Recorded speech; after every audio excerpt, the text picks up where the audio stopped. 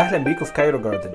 ده الجزء الثاني من الحلقه بتاعه الابصال. كنت عايز اوريكم بس الابصال اللي انا زرعتها وصلت لغايه فين. لو انت اول مره تتفرج على فيديوهات كايرو جاردن، احنا بنعمل فيديوهات عن الزراعه في المنزل ورعايه النباتات. لو بتحب الزراعه ودي هوايتك اشترك في القناه عشان تتفرج على كل فيديوهاتنا الجديده. الفيديو ده جزء تاني من الفيديو الاولاني اللي عملته عن زراعه الابصال. عايز اوريكم بس التطور وصلت لغايه فين.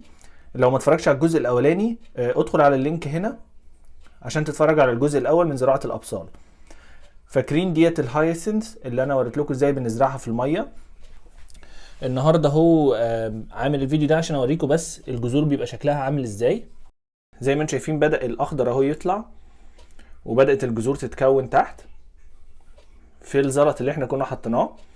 زي ما انتم شايفين انا مش مخلي الميه لغايه فوق، انا مخلي الميه لغايه نص يعني مش نص، لغايه الجذور بس.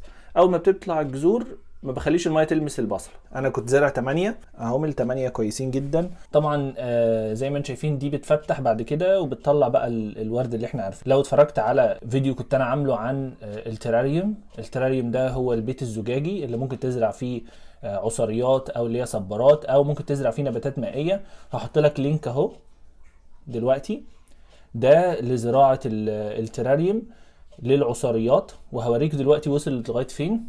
ده احنا زرعناه مع بعض لو تفتكروا من مدة كده، وزي ما انتم شايفين بدأت الصبارات اهي تشتغل زي ما هو من ساعة لما عملت الفيديو. ما عملتش فيه اي حاجة خالص غير ان انا بس حطه جنب نور. بص المنظر شكله حلو جدا جدا جدا، وكل اللي بيشوفه بصراحة بيقول لي بتتعمل ازاي. لو انت ما اتفرجش على الفيديو ارجع للفيديو، انا هحطه برضو في الوصف، واتفرج ازاي تعمل حاجة زي ده.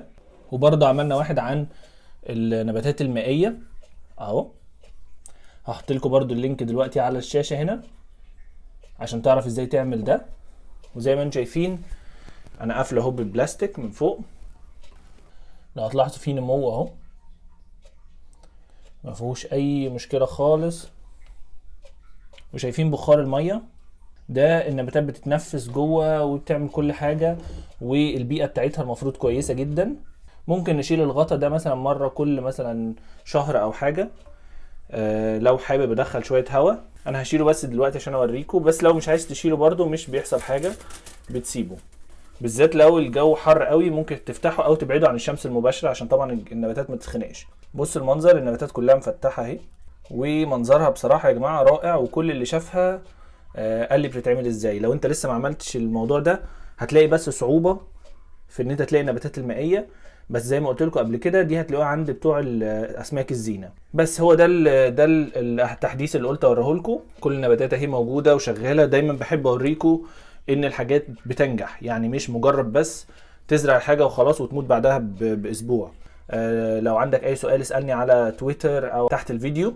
انهي الافضل بالنسبة لك، الاكواتيك ولا التراريوم العادي الصبارات ولا فكرة الابصال في المية؟ انهي فكرة من الثلاثة المفضلة بالنسبة لك وليه؟